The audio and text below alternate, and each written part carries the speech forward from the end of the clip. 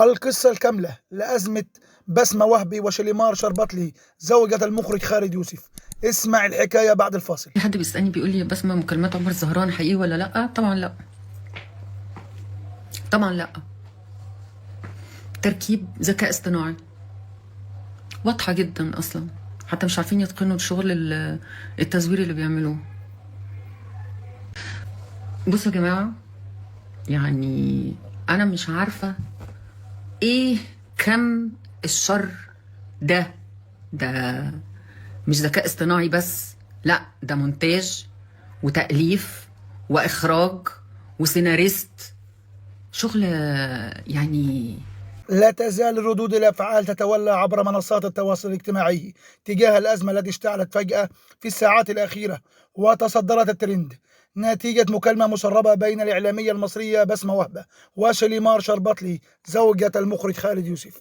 ويأتي هذا التطور الجديد على خلفية حبس المخرج عمر زهران بتهمة سرقة مجوهرات الأخيرة، وهو ما أصاب الأولى بالحزن وانبرت للدفاع عنه بعد أن كانت شهدت لصالحه في المحكمة.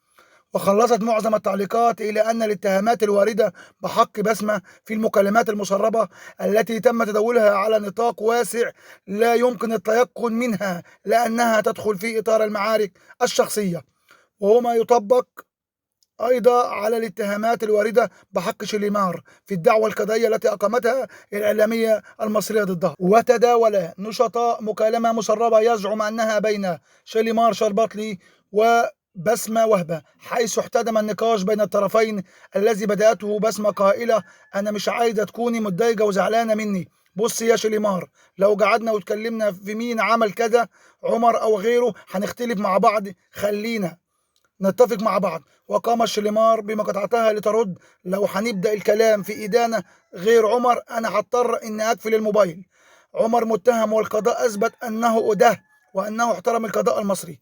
وأضافت شليمار: أنا معايا قرار من المحكمة بيقول إنه سرق والمجوهرات كانت في بيتي، وأنا طول السنين اللي صاحبت فيها عمر عمري ما شفتك ولا أعرفك أساسا، وأنت رحت المحكمة وجبت سيرة خالد يوسف. وفي المقابل نفت بسمة وهبة الادعاءات الموجهة ضدها قائلة: أقسم بالله ما قلت كده إلا أنا. شريمار ردت بعصبية زادت طلعت تتهم خالد على إنه هو سرق المجوهرات وإنه حرامي.